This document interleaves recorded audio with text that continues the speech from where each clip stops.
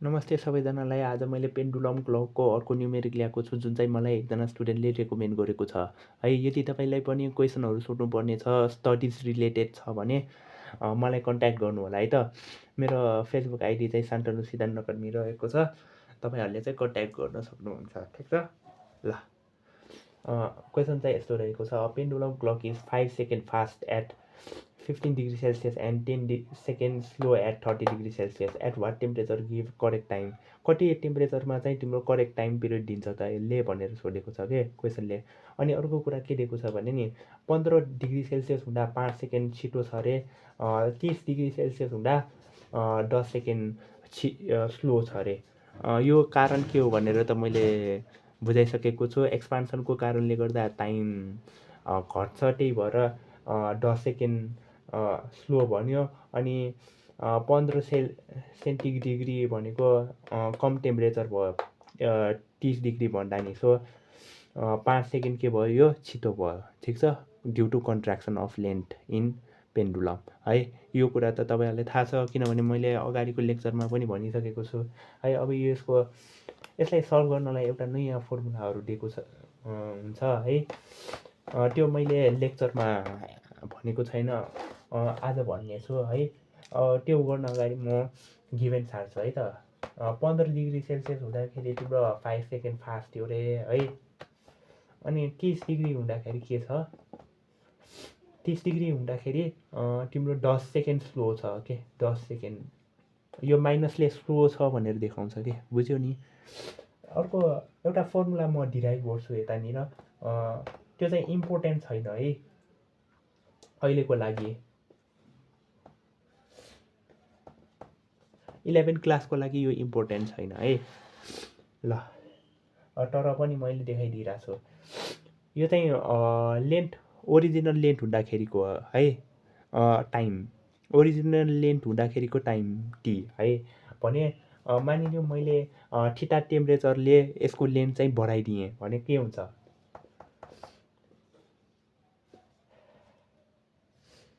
One plus alpha delta theta हुन्छ कि नै, किनभने लेन्थ त बढिसक्यो टेम्परेचरसँग।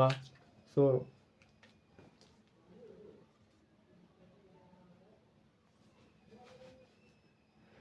सरी, रुगा लागिरहेछ मलाई। अब हामीले यहाँ के गर्न सक्छौँ, यो दुइटालाई छुट्याउन सक्छौँ। 2 pi l g root under 1 plus alpha delta theta हो ल।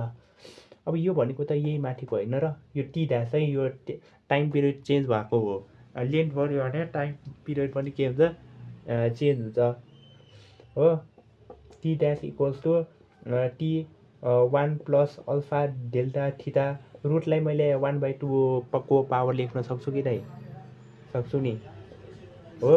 अब बाई युजिङ बाइनोमियल थ्योरम, 11 क्लासमा यो बाइनोमियल भनेर छैन। सो चिन्ता नलिनु, यो इक्जाममा सो पनि सोध्दैन है। जस्ट तिमीले के याद गर्नु पर्यो, यो वाला फर्मुला याद गर्नु पर्यो ल। बाइनोमियल थ्योरम युज गर्यो भने यस्तो हुन्छ हेर, 1 प्लस 1/2 अल्फा डेल्टा थीटा है। यो कसरी आएको भनेर बुझिराख्नु पर्दैन, किनभने हाम्रो सिलेबसमा छैन यो कुरा।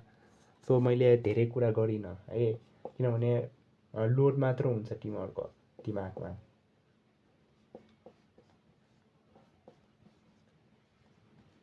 ठिक छ, यो उता सारिदिउँ, delta T equals to 1/2 T delta theta alpha है।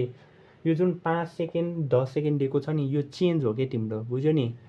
5 सेकेन्डले के गर्यो रे, फास्ट गर्यो रे, -10 डिग्री के अरे 10 सेकेन्डले चाहिँ के गर्यो, स्लो भयो भन्नुको अर्थ चाहिँ चेन्ज भएको होइन। सो यसको ठाउँमा यो हाल्छौँ, अर्कोमा -10 हाल्छौँ, अनि इक्वेसन बनाइदिन्छौँ है। यति कुरा थाहा पाउनु पऱ्यो, यो कसरी आएको भनेर मात्र देखायो है। यो यति फर्मुला याद गर्नु कि यो क्वेसनको लागि है ल। यो कसरी भएको भनेर बुझिराख्नु पर्दैन, जस्ट फर हुन्छ नि, कसरी आउँछ भन्ने एउटा जिज्ञासा हुन्छ नि कोही कोहीको, त्यो त्यसको लागि मात्र हो। तर इम्पोर्टेन्ट चाहिँ छैन है।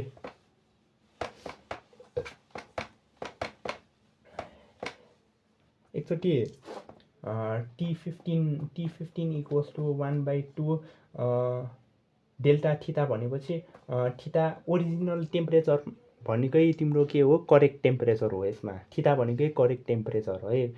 माइनस कति छ अरे 15 डिग्री होइन, 5 माइनस ल अल्फा। अनि यो टी जुन छ नि, यो टी हो, यो टी भनेको 24 आवर्स हो, बुझ्यो नि, एक दिनको कुरा गऱ्यो हो। यो टी भनेको एक दिनको है। सो 24 आवर्स, सो 24 ले मैले मल्टिप्लाई गरिदिएँ, इक्वेसन आई बन्यो। T30 भनेको कति आयो, 1/2 थीटा कति छ, -30 डिग्री हो। ल अल्फा इन्टु 24 सेकेन्ड इक्वेसन बन्यो हो। अब दुइटैले डिभाइड गरिदियो, 15/T30 इक्वल्स टु यो क्यान्सल आउट हुन्छ, यो क्यान्सल आउट हुन्छ, यो क्यान्सल भइदिन्छ हो। थीटा -15 थीटा -30 हो। ल 15 डिग्री सेल्सियस हुँदा तिम्रो टाइम कतिले चेन्ज भयो, खोइ 5 सेकेन्डले 5 सेकेन्डले फास्ट भयो हो। ल 5 सेकेन्ड। अनि 30 डिग्री सेल्सियस हुँदा कति, 10 डिग्रीले स्लो भयो, सो माइनस थीटा -15।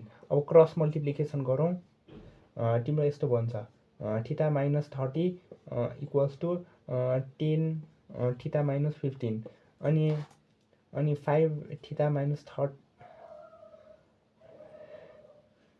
इन्टु 50 भनेको कति, 150 हो, इक्वल्स टु -10 थीटा -150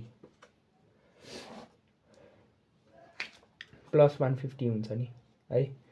अब 15 थीटा इक्वल्स टु यो 300 हुन्छ हो। यो भनेको 20 डिग्री सेल्सियस भयो हो। 20 डिग्री सेल्सियसमा चाहिँ तिम्रो के हुने रहेछ त, टाइम करेक्ट हुने रहेछ। यति हो आजको लागि, पढ्दै गर्नु होला। धन्यवाद।